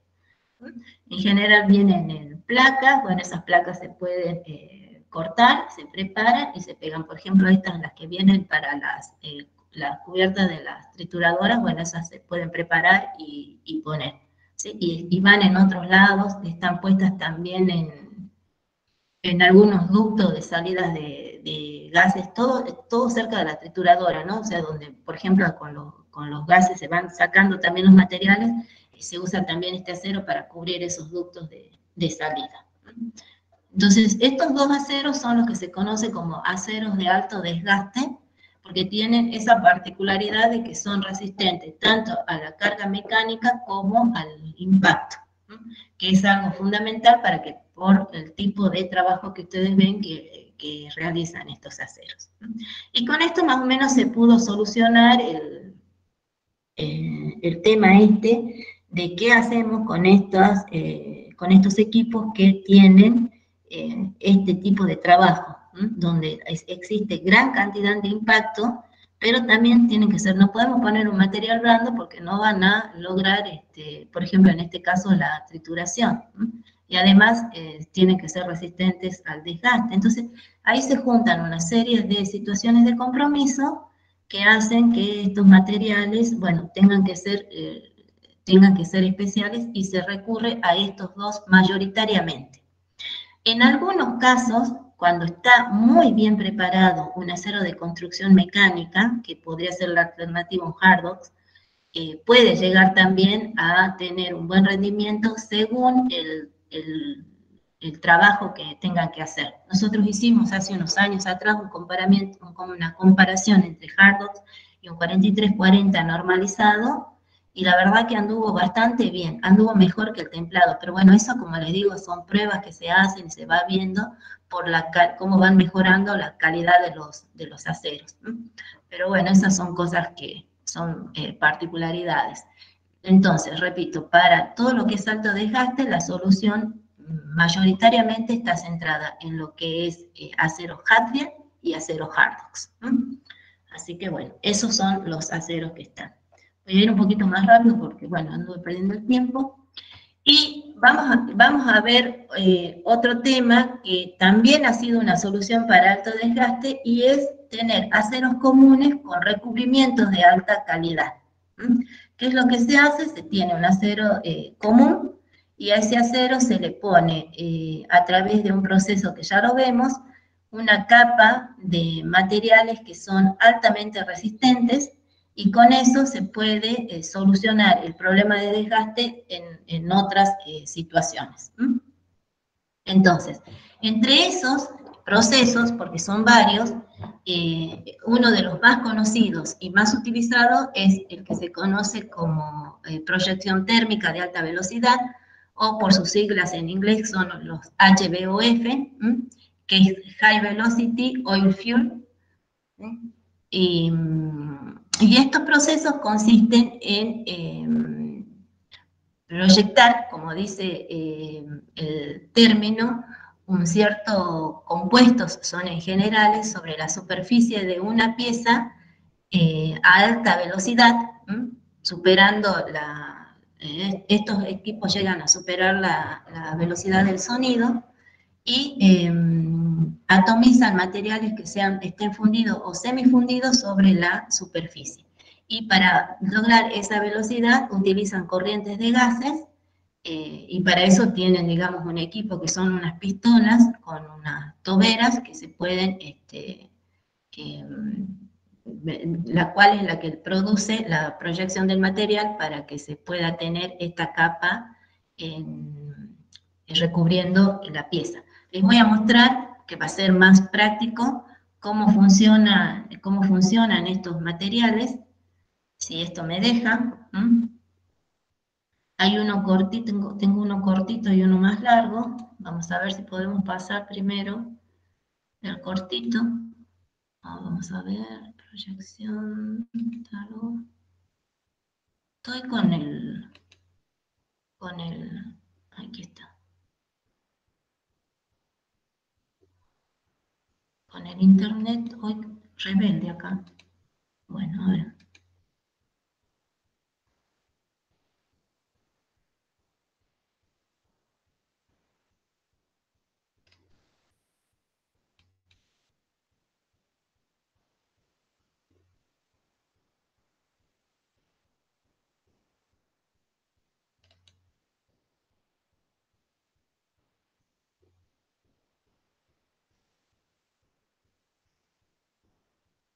Mira, yo no bajé los videos porque digo, ya está, mostramos la página. Bueno, esta es la página que de paso quiero que vean, digamos, cómo explican y cómo venden los comerciantes. Ahí está, ¿no? ¿Se ve, chicos? Sí, sí se está viendo, profesor. Bueno, ahí está. Esto es cortito, así que lo vamos a, nada más que quiero que vean ahí cómo tiene esto es. Fíjense cómo van proyectando a través de todo este equipo, van proyectando. Vamos a hacer que se cargue. Bueno, esto va girando y ahí va, acá tiene el líquido que está ya preparado y se va pegando y va formando una capa. La capa esa es bien finita, pero va pegándose al material y va adhiriéndose, formando esta capa que es resistente a estas condiciones de trabajo. Bueno, y esto, como ven, esta es una empresa que se llama Metaliza, Sociedad Anónima, y o sea, explica cómo es la técnica del HBOF, y te da algunas pautas cómo está. Bueno, y tienen un equipo que es más automático, o sea, más manejado está. Entonces, ahora les voy a mostrar uno que es un poco más sencillo que este equipamiento, pero el principio, ¿sí?, es el mismo. Con este principio se pueden hacer no solo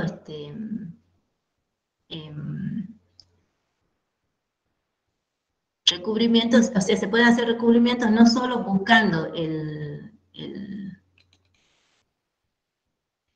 la resistencia al desgaste, sino también, por ejemplo, se hacen de reparación.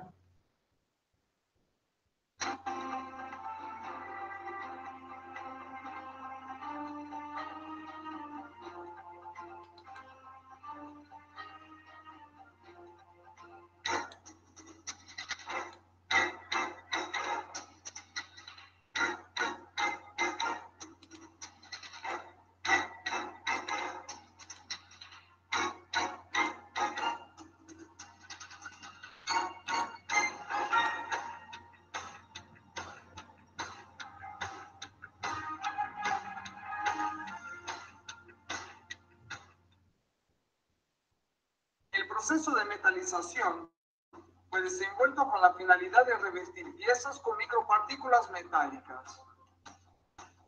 El principio básico del sistema de aspersión térmica fue desarrollado a partir del... Habla de metalización, pero el principio es el mismo. En 1920 surgieron las primeras deposiciones en forma de polvo. En la década del 50, algunas limitaciones del proceso fueron ecuacionadas y desde entonces hemos visto un crecimiento notable de la metalización.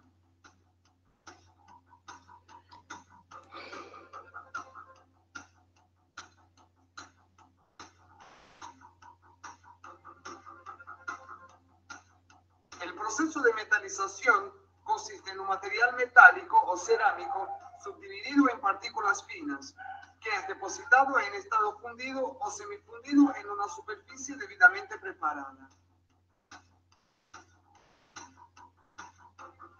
sistema básico de metalización es constituido de tres ítems importantes: fuente de energía, material para depósito, conjunto de proyección. En los sistemas de metalización son utilizadas varias fuentes de energía para la fusión del polvo o del alambre, gases oxicombustibles, energía eléctrica.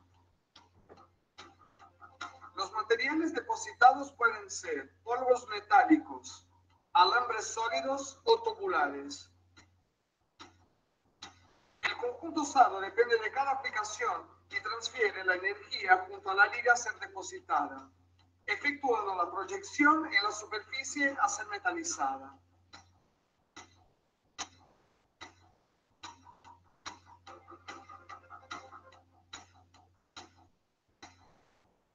El sistema de metalización usa dos categorías distintas como fuente de calor: arco eléctrico y gases oxicombustibles.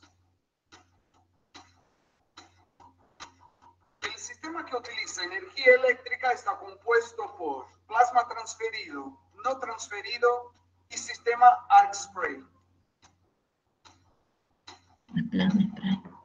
En la utilización de fuente oxicombustible podemos definir combustión por llama y HVOF, High Velocity Oxy Fuel, proceso de aspersión de alta velocidad.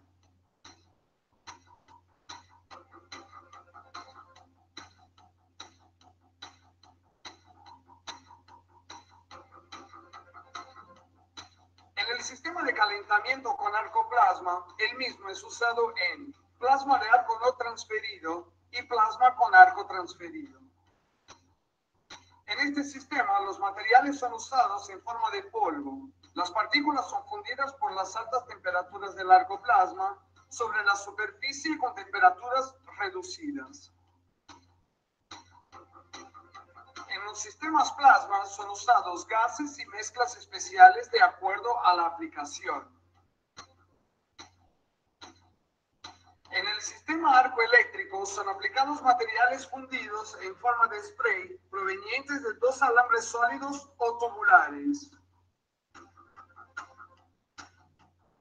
El proceso utiliza corriente continua que alimenta los alambres, siendo los mismos fundidos y atomizados a través del aire comprimido y proyectados hasta la superficie del impacto de la pieza.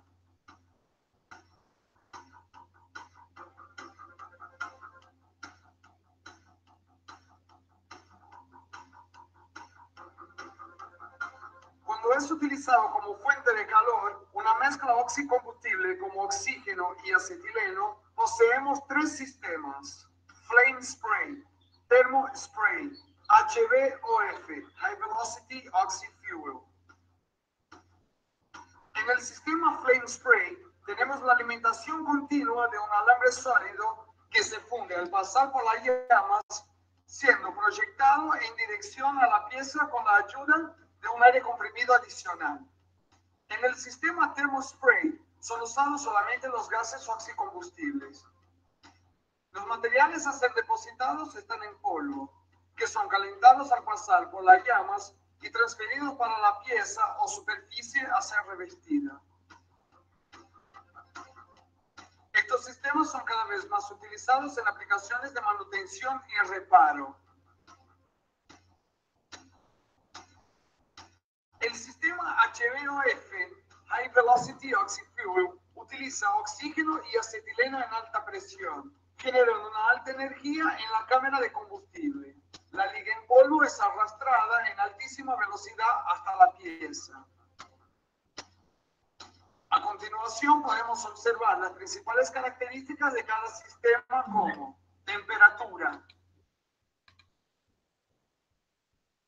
Bueno, les subo después el video para que lo vean completito, pero la idea era que ustedes vean cuáles son las soluciones que se han ido dando desde el campo de materiales para los problemas de alto desgaste en la industria. Entonces serían la utilización del Hadfield, la utilización del Hardox y todos estos sistemas que son de cobertura de acero con materiales de alta resistencia.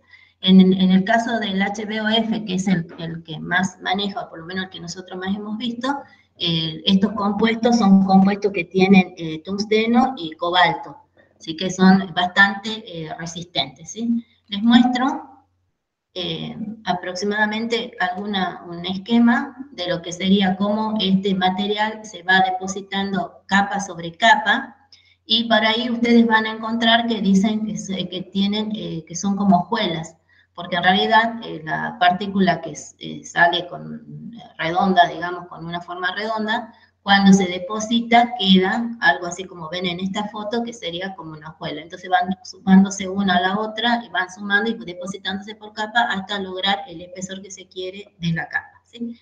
Y acá tienen una foto con distintas imágenes de estas capas. Son siempre bastante finitas estas capas, ¿no? No son de grandes espesores.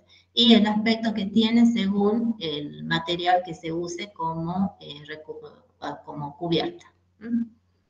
Bueno, eso sería, chicos, presentarles lo que es los materiales de alto desgaste, ¿no?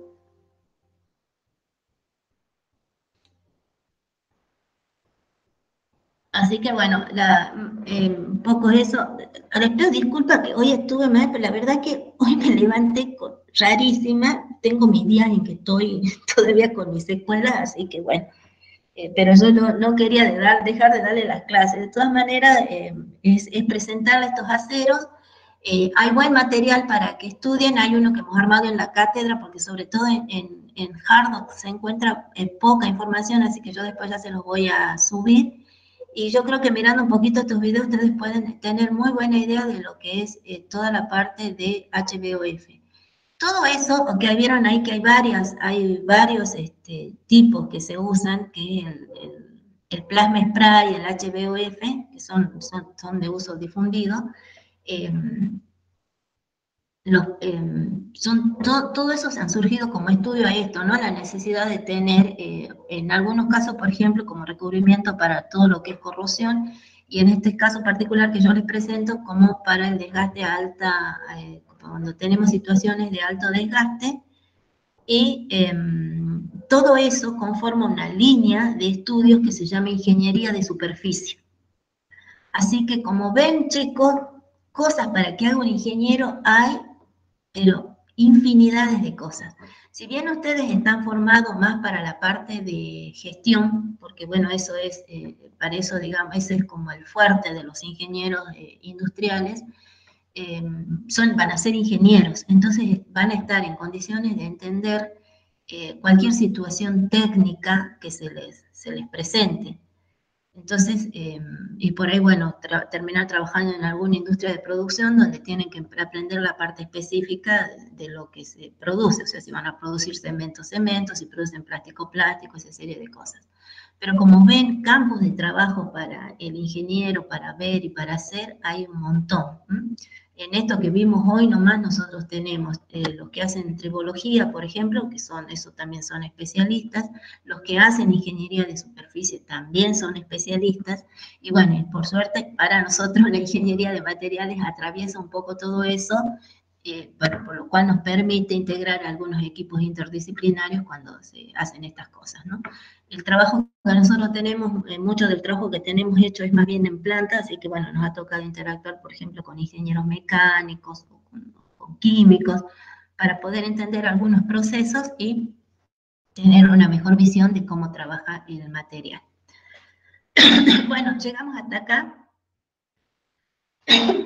Nos encontramos entonces el lunes a las 11, que vamos a dar ya vamos a entrar a la parte de falla, que también es un tema lindo de la materia, es bien práctico, y llegado el caso también les puede ser bien útil. Material de este tema, yo les voy a subir un apunte que es corto, que hemos preparado, porque si no siempre andábamos a buscar y la verdad que no hay mucho, así que van a tener eso, y les subo estos videos. De HBOF no tenemos apunte, pero de eso sí hay buena información, así que pueden llegar a buscar como para complementar. Bueno, terminamos acá, nos estamos viendo el lunes. ¿Puede ser, chicos? Ok, profe, sí, profe, disculpe. Sí. Disculpe, ¿el link para el día lunes va a ser el día martes o cuál? Es cierto. Yo les mando por WhatsApp, abro uno y les mando ahí un rato antes. ¿Ah? Vale. Porque mandarles correo por correo ya es difícil. Yo directamente les mando por WhatsApp el link, porque voy a armar la reunión un rato antes y los voy aceptando a los que entran. Ya cada vez entramos menos, así que estamos. Y dentro de un rato les voy a mandar las notas. Ya saben, los que tienen más de 7 y han cumplido todos los requisitos es como que van, digamos, en marcha con la promoción, ¿sí?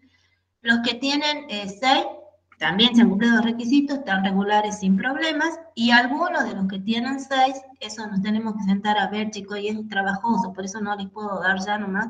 Vamos a ver quiénes están en condiciones de poder acceder todavía a la promoción. Eso yo creo que va a quedar sujeto al resultado del segundo parcial. Yo les voy a comentar bien. Y los que tienen más de 5, también con posibilidades de que regularicemos por lo menos a una parte. Así que bueno, les recomiendo que sigan, ya no queda nada. Y les repito, no sé si estuvieron todos, que ya definimos que el 30 de noviembre va a ser el segundo parcial. Así que ya no queda nada, pónganse a estudiar. El tipo de parcial va a ser más o menos como que ustedes han visto, que son varias preguntas multiple choice, pero no son directas, sino más bien para que ustedes piensen un poco. ¿Ah? Bueno, nos vemos, chicos, el lunes. Hasta luego. Hasta luego, profe. Hasta luego, profe. Hasta luego, que anden bien.